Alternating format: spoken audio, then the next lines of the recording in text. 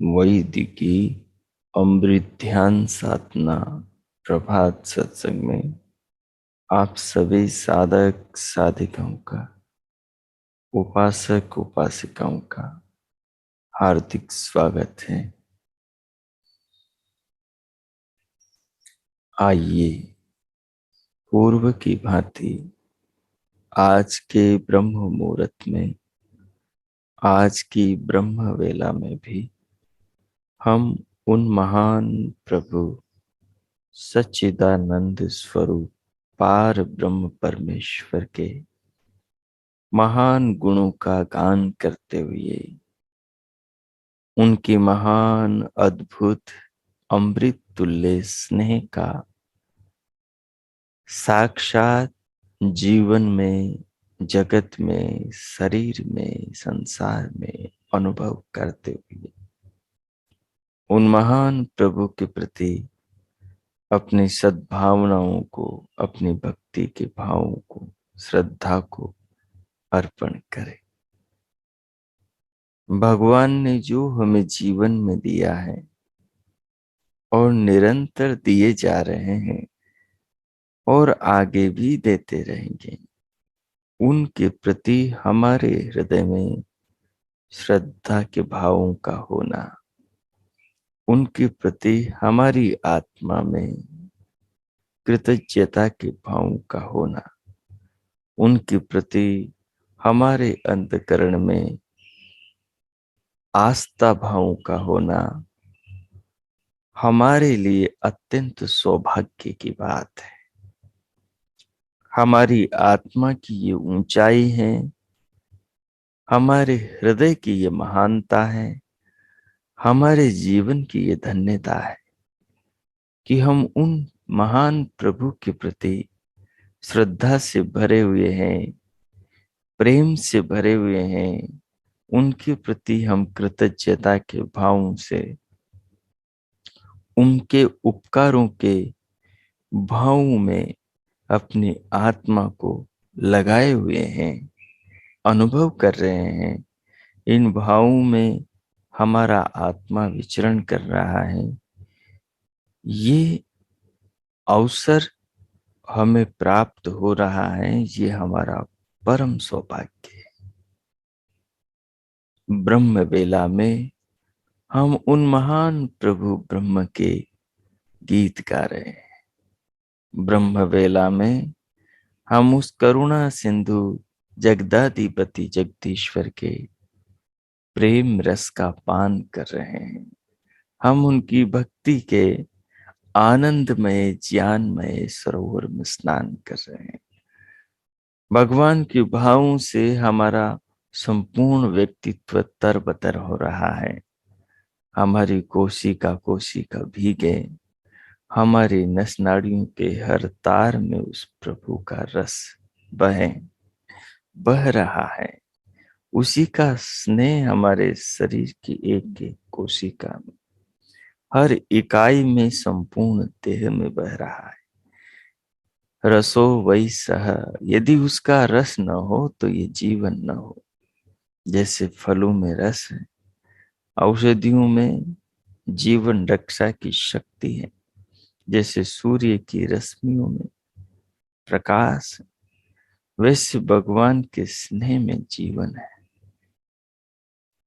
भगवान की कृपा में ही तो जीवन है, और वो कृपाओं की वर्षा हम पुत्र पुत्रियों पर अहरनिश विधाता कर रहे हैं, और हम उसे अनुभव कर रहे हैं।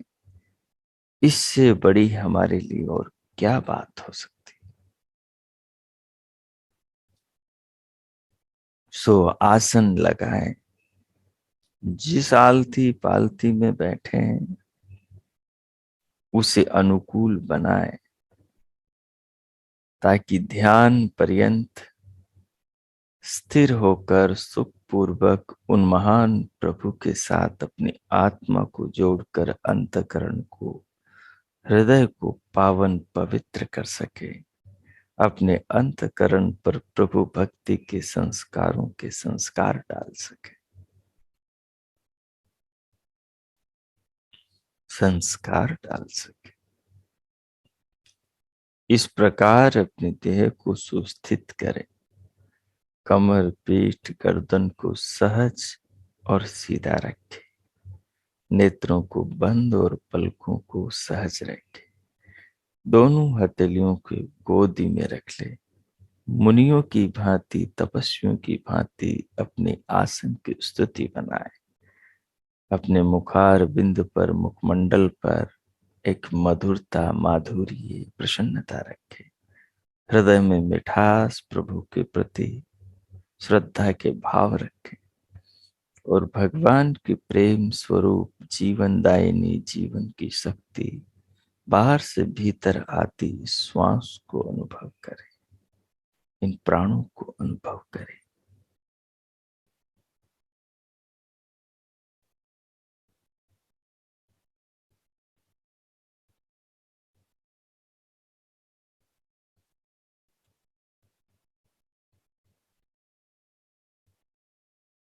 प्राणों को लंबा, गहरा लयबद्ध करें। मधुरता और श्रद्धा के साथ में प्रभु की प्रेम इस प्राण को, श्वास को धीरे धीरे बाहर से भीतर अनुभव करते हुए ले। 2-3 बार इस चक्र को चलाएं। जब श्वास भीतर भर जाए तो फिर धीरे धीरे भीतर के प्रश्वास को भीतर से बाहर निकालें।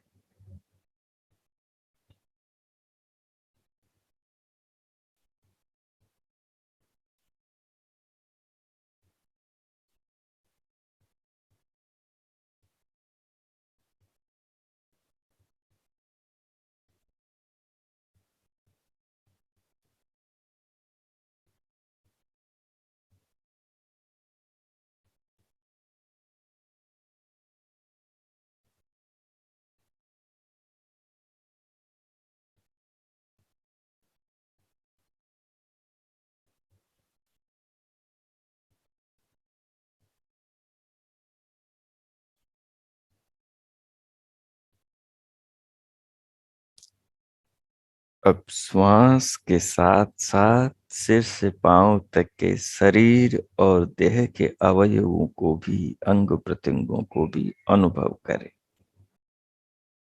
सब शरीर के अंग प्रत्यंगों को शिथिल कर दें, अपने हाल पर छोड़ दें। किसी देह के अवयव पर दबाव, बिछाव, खिंचाव उसकी मांसपेशियों में नहीं बनाना।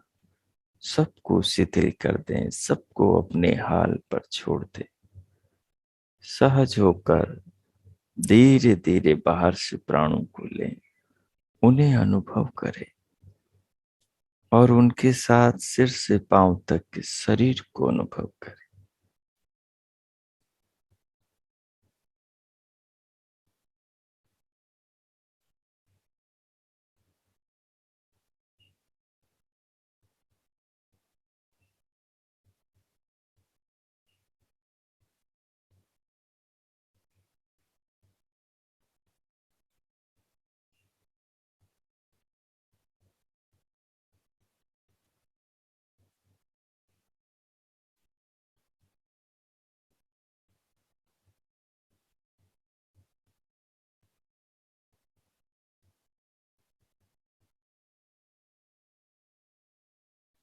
अब आपको दिव्य नाद भी सुनाई देने लगा होगा, तो दिव्य नाद को भी साथ साथ में सुनते जाएं।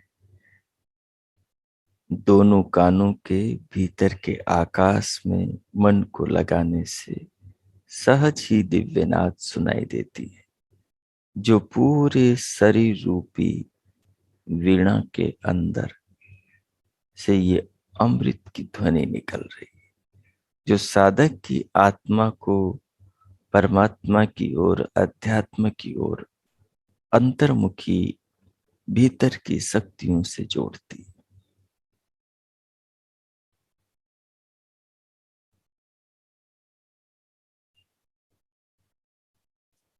दिव्यनाद को भी सुने और दिव्यनाद के साथ साथ बीच बीच में मन को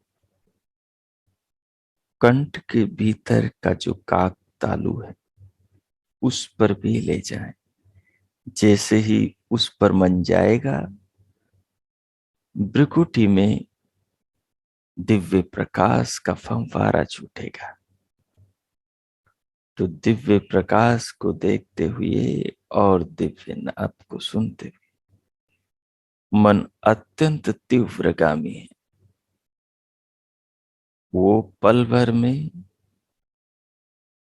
कानों के आकाश में, श्रोत्रों के आकाश में, और वो पल भर में कंठ तालु में भी चला जाएगा। पल भर में वो देह के अंग प्रत्यंगों पर भी जहां चाहेंगे वहां चला जाएगा। मन महान शक्तिवान है, इसे सर्वशक्तिमान भगवान ने बनाया है और हमें प्रदान किया है।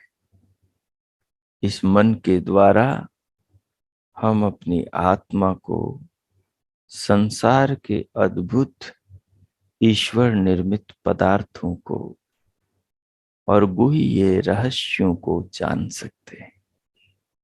सो आई, अब दिव्यनाद को सुनते हुए, दिव्य प्रकाश को देखते हुए प्राणों को बाहर से धीरे धीरे लेकर भीतर भर ले। भीतर भर के फिर रोके और रोक कर अपने मानस में मन ही मन प्रभु के निज नाम ओम का, प्रणव का जप करे और उस जप के साथ साथ दिव्य नाद और दिव्य प्रकाश को सुने और देखे और पूरे शरीर को अनुभव करे। शरीर को, नाद को, प्रकाश को, प्रभु की प्रेम स्वरूप इस श्वास को अनुभव करने वाले अपने अनुभविता आत्मा पर भी अपना फोकस रखें। ओ कीजिए, 4-5 मिनट ये प्रयोग करें आप। ओ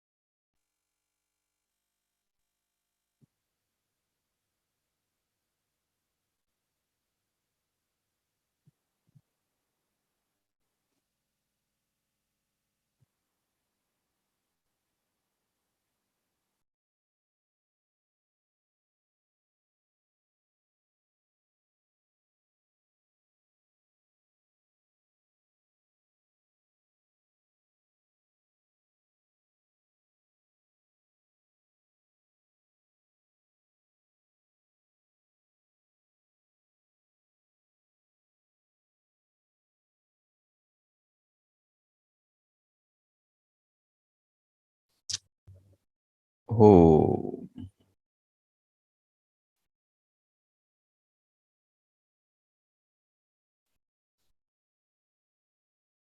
हो।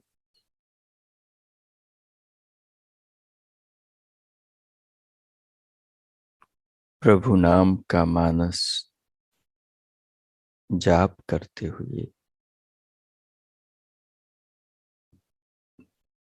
दिव्य नाद को सुनते हुए, दिव्य प्रकाश को देखते हुए और बाहर से भीतर आते प्रभु प्रेम रूपी प्राणों को, जीवन को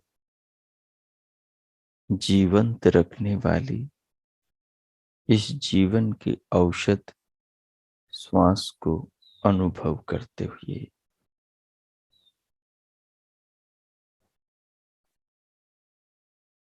अब भगवान के नाम ओम का, प्रणव का मानसिक चिंतन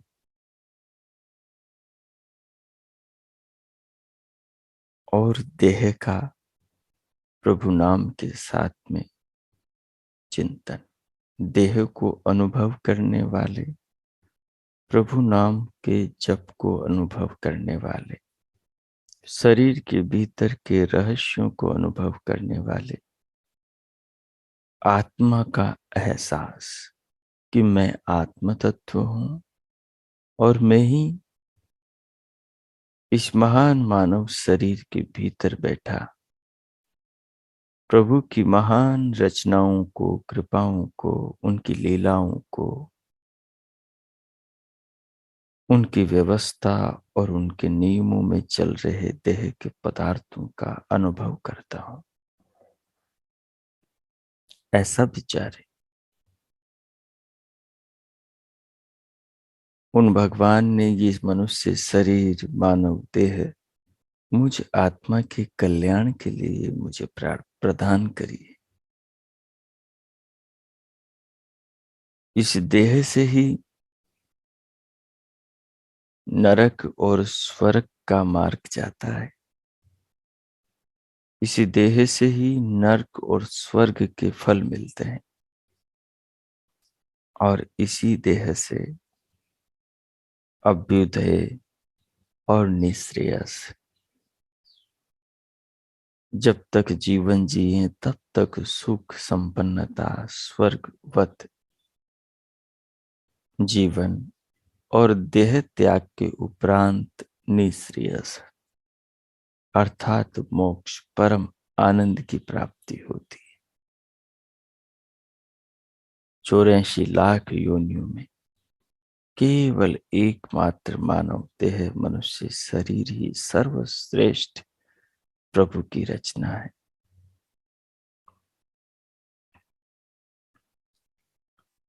इसे जीवन में जानकर, इसे जीवन में पाकर, इसके द्वारा ही अपने आत्मा को, विश्व के आत्मा परमात्मा को और अपनी जैसी सृष्टि में अनंत आत्माओं को जाना समझा जा सकता है। केवल मानव योनि में, मनुष्य योनि में, केवल एक देह में ही ये अवसर जीवात्मा को मिलता है। बाकी योनियों में सदा सदा के लिए द्वार बंद होते हैं आत्मोन्नति।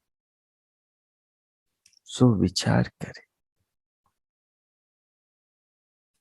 ध्यानमय चिंतन करे जीवन पर, अपने कर्मों पर, स्वयं पर, अपने चल रहे जीवन पर कि मेरा जीवन किधर जा रहा है और शास्त्र जीवन को कैसे जीने के लिए, किस दिशा में चलने के लिए, किस रास्ते पर चलाने के लिए उपदेश कर रहा है।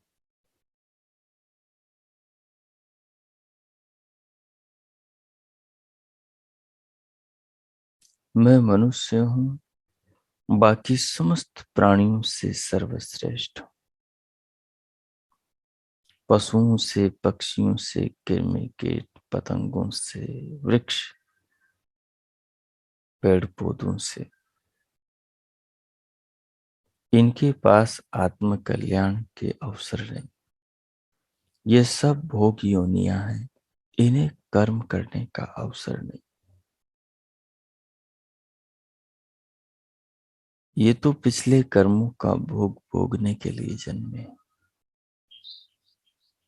मनुष्य योनि में भी पिछले कर्मों के फल भोगने का अवसर मिलता है, लेकिन यहाँ एक विशेष बात है कि नए कर्म करने का अवसर भी मिलता है।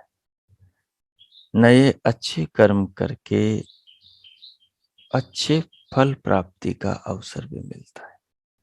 पुराने बुरे कर्मों के फलों को भोग करके उस बोझ को उतारने का अवसर भी मिलता है।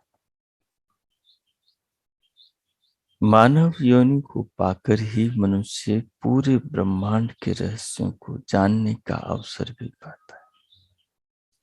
कीड़े मकोड़ों की तरह, भेड़ बकरियों की तरह, पशु पक्षियों की तरह जीवन को केवल पेट भरने के लिए जीने की क्षुद्र भावना से, क्षुद्र समझ से, बोनी सोच से ऊपर उठकर जीने का अवसर पाता है। पशु केवल पेट के लिए जीता है, मनुष्य वो है जो आत्मा के लिए जीता है। यदि मनुष्य भी पेट के लिए ही जिए तो फिर पशु में और मनुष्य में अंतर क्या होगा? यदि मनुष्य भी चर्म के सुख के लिए ही जीवन जिए तो फिर पशु में और मनुष्य में अंतर क्या हुआ? यदि मनुष्य भी रूप के लिए, रस के लिए, गंध के लिए, स्पर्श के लिए ही जीवन जिए तो फिर पशुओं में, मनुष्य में क्या अंतर होगा? पशु इन्हीं पांचों विषयों के लिए तो जीवन जीते हैं।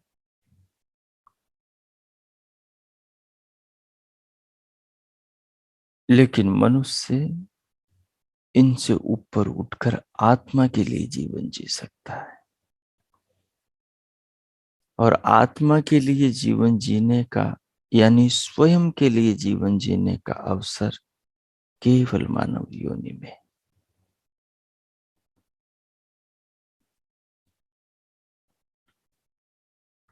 आत्मा के लिए जीने का मतलब है आत्म कल्याण में स्वयं को निरंतर रत रखना, लगाए रखना। कर्म को इस विधा से, इस ढंग से करना कि कर्मों के सुसंस्कार इस प्रकार से चित्त पर, अंतकरण पर पड़े कि वो जीवन में ज्ञान का प्रकाश फैलाते चले जाएं, और अज्ञान में पनपे उन समस्त बुरे संस्कारों को चुन चुन कर नष्ट करते चले जाएं, जो अपने चित्त में संग्रहित हो गए हैं। जो अज्ञानवश पीछे हानिकारक कर्म किए, उन कर्मों के पड़े संस्कारों को ज्ञान युक्त कर्म करके नष्ट किया जाए। सो आइए इस मानव जीवन को महान बनाए, इस दुर्लभ मनुष्य जीवन का सदुपयोग करें। केवल पेट के लिए, रूप रस और गंध स्पर्श के लिए जीवन को व्यर्थ न खोए। ये विषय तो हमें पशु योनियों में, पशु योनियों में, पक्षियों की, कृमि कीट पतंगों की योनियों में भी मिल जाएंगे। वहां भी सारे ये सुख मिल जाएंगे, लेकिन आत्मा को जानने का अवसर बाकी योनियों में कभी नहीं मिलेगा। उसे कुछ भी करके नहीं पा सकते। वो अवसर तो केवल आज हमारे पास इस मनुष्य शरीर के होने से है। ये शरीर गया कि वो अवसर गया। इसलिए स्वयं को जागरूक करें, सतर्क करें, सावधान करें। और अब भगवान के नाम के जाप के साथ उसको रोक रोक कर इस बिंदु पर विचार करें। 3-4 मिनट इस बिंदु पर चिंतन करें कि अपना जीवन पशुओं की तरह बीत रहा है या ऋषियों की ओर बढ़ रहा है। अपना जीवन क्षुद्र, बुद्धिहीन, ज्ञानहीन, स्वभाव से ही कर्म करने वाले जीवों के अनुसार बीत रहा है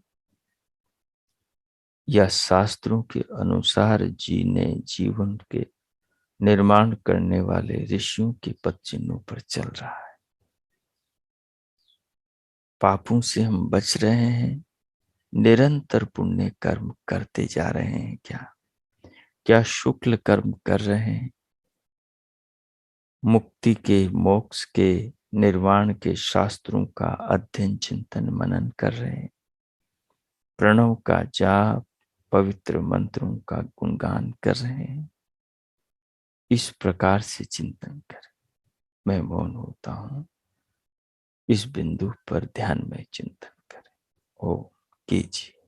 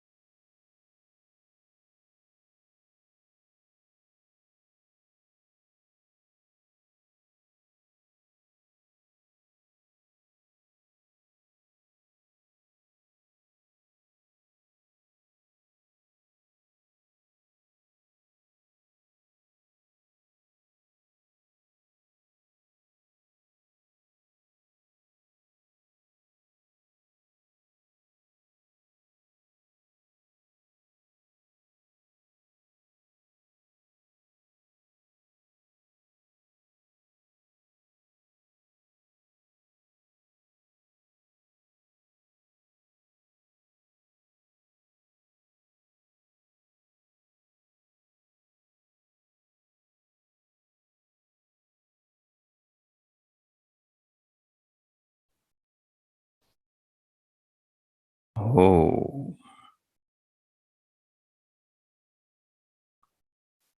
हो। इस प्रकार अपनी आत्मा को परमात्मा से जोड़कर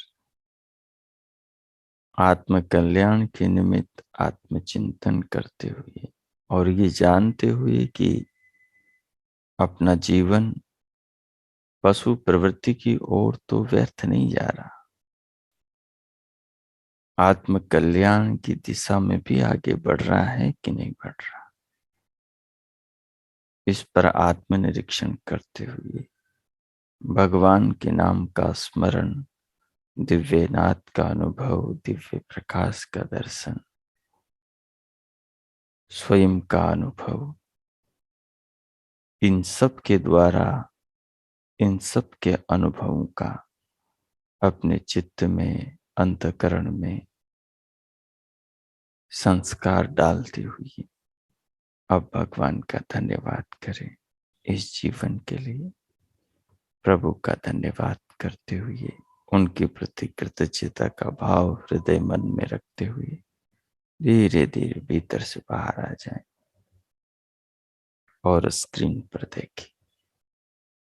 हो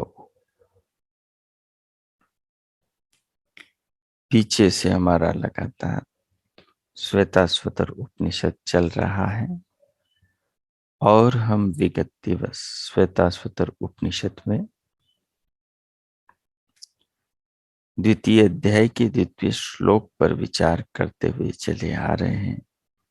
स्वर्ग की सीढ़ी, युक्तेन मनसा वयम देवस्य सवितुः सवे सुवर्गे याये शक्त्या। अपने योग युक्त मन से के द्वारा हम उस जगत उत्पादक भगवान परमेश्वर की भक्ति, स्तुति, प्रार्थना, उपासना करते हैं। किसके लिए? स्वर्ग की प्राप्ति के लिए, सांसारिक सुखों की प्राप्ति के लिए और मुक्ति के सुखों की प्राप्ति के लिए। इसके विस्तार पूर्वक अभिप्राय को हम समझते हुए चले आ रहे हैं। उसी के आगे आज पढ़ेंगे हम और समझने का प्रयास करेंगे। कल हम समझ रहे थे कि धैर्य और विश्वास रखो। जो जो साधन, सामर्थ्य, अवसर ईश्वर की कृपा से आपको, हम सबको सुलभ हैं, पहले उनका सदुपयोग करें। यह सदुपयोग ही अपने विवेक और कार्य कुशलता की कसौटी है। आवश्यकता होने पर फिर मांग लेंगे भगवान से, फिर जरूर मिलेगा यदि हम उनका सदुपयोग कर रहे होंगे तो। शक्तियों का, साधनों का, जीवन का, सामर्थ्य का, शरीर के अंग प्रत्यंगों का, मन बुद्धि आदि पदार्थों का मांगने का ढंग ठीक होगा तो नया अवसर, अधिक सामर्थ्य, नए साधन और नए नए सहायक भी मिल जाएंगे। उसके भंडार में कोई कमी नहीं। हम ही पात्रता की कसौटी पर पूरे खरे नहीं उतरते, तो अपने आप का उत्तम निर्माण करेंगे तो प्रभु हमें और उत्तम पदार्थ प्रदान करेंगे। उसे उसे फजल करते नहीं लगती बार, न हो उससे मायूस उम्मीदवार। उसको कृपा करने में कोई टाइम नहीं लगता। बस जो उम्मीदवार है वो अपनी पवित्रता, अपनी पात्रता को साबित करे। जिसने साबित किया उसको प्रभु निहाल कर देंगे। यदि प्रभु प्रदत्त ऐश्वर्य का सदुपयोग होगा तब तो जो कुछ प्राप्त है उस संपूर्ण सामर्थ्य और ऐश्वर्य के छिन जाने का दुखद प्रसंग भी आ ही जाएगा।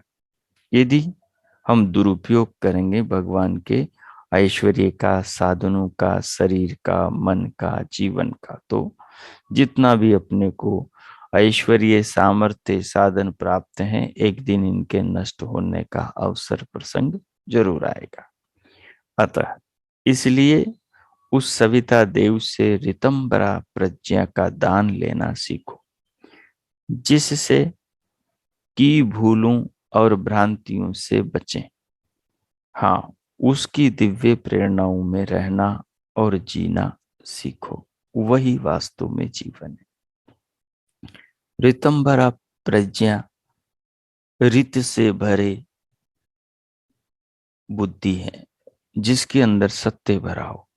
कोई भी सामने कर्म हो रहा है तो उसमें हमें ये दिखाई दे कि अच्छाई ये है, बुराई ये है, और हम अच्छाई को करें, बुराई को छोड़ दें। ये जो समझ हमें जो अपनी बुद्धि से मिल रही है, इसी को ऋतंबरा कहते हैं। जो सत्य की ओर ले जाने वाली बुद्धि है, वो ऋतंबरा बुद्धि है।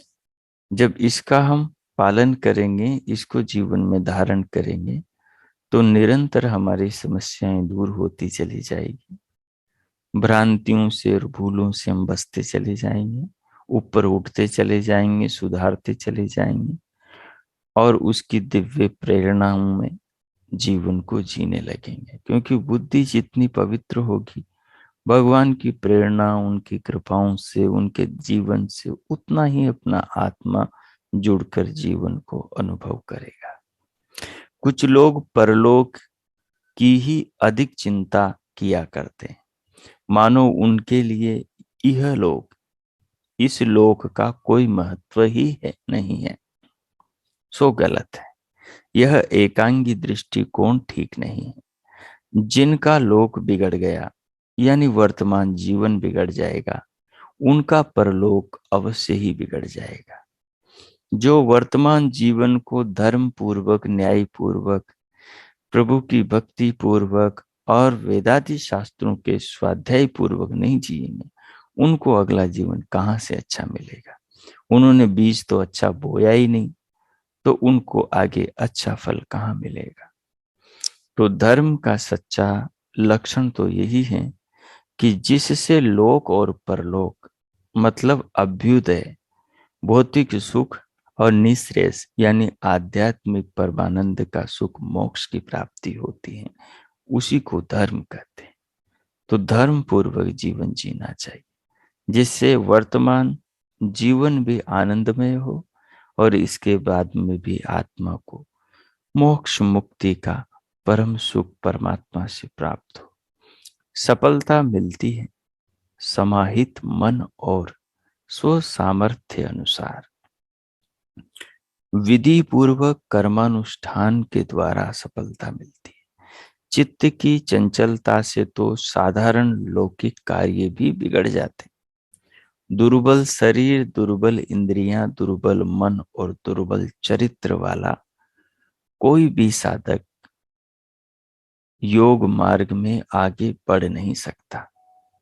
इसलिए चिंतन को शुद्ध रखेंगे, खान पान को शुद्ध रखेंगे, भावना को, जीवन को शुद्ध रखेंगे, तो शरीर दुर्बल नहीं, शरीर बलवान होगा। इंद्रियां दुर्बल नहीं, बलवान होगी। मन दुर्बल नहीं, बलवान होगा, विचार बलवान होगा, और चरित्र उज्जवल होगा, महान होगा।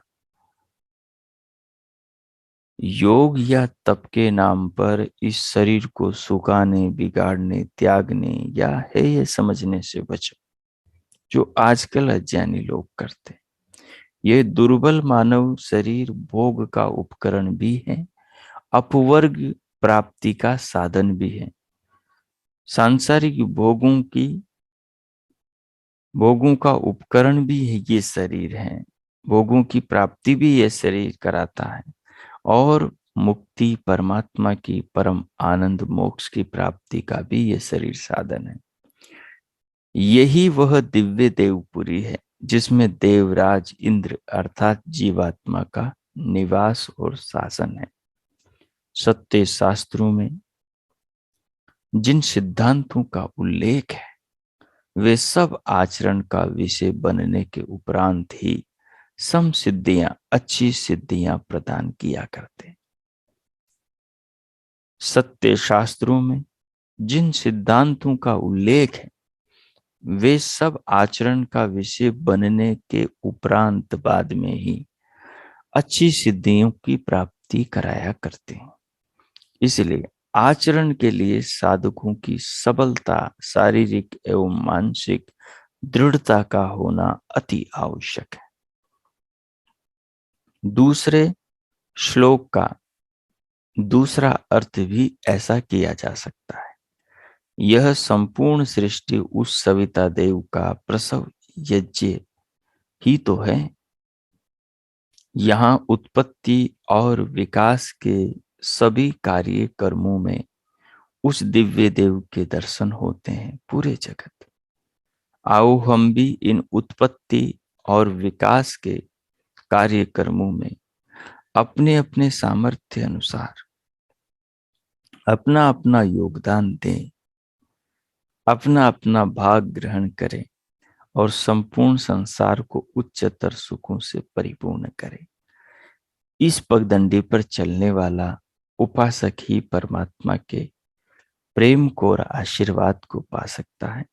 वही जीवन का उत्थान, निर्माण और मानव जीवन को सफल कर सकता है। सो आइए इन उपनिषदों के वाक्यों को आप अमल करें, इन पर विचार करें, इन पर चिंतन मनन करें और इनकी सूक्तियां अपने नोटबुक में लिख लें और उन पर फिर काम करें। तो आज के पाठ को इस प्रकार हम यहीं तक रखेंगे और कल फिर हम तीसरे श्लोक को, मंत्र को पढ़ेंगे। अब 2 मिनट मौन हो जाएंगे। इस ज्ञान को आत्मसात करें और फिर मन ही मन प्रभु का धन्यवाद करें। उनके प्रति हृदय के भावों को, कृतज्ञता को, श्रद्धा को, भक्ति की भावना को अर्पण करें। ओ कीजिए।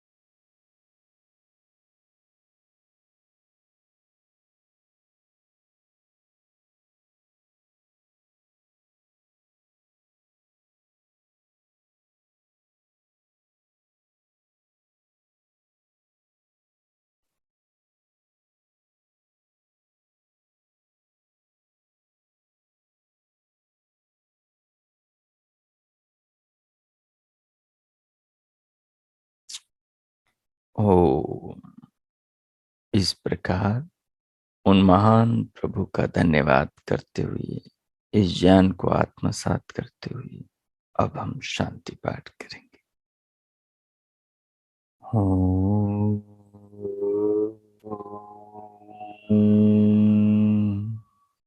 ओम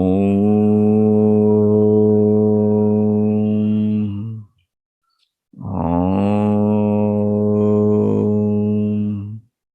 शांति शांति शांति। ओम।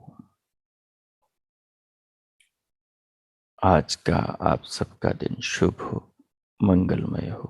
प्रभु से सबके लिए बहुत बहुत मंगल कामनाएं, बहुत बहुत शुभकामनाएं। हम उपनिषद के, वेद के, भगवान के ज्ञान के अनुरूप जीवन को जिए, स्वयं को, परिवार, समाज और विश्व को सुखमय बनाए, सबके लिए हम शिव बने, शिवा बने, कल्याणकारी बने। भगवान से सबके लिए बहुत बहुत मंगल कामनाएं। इति ओम। इति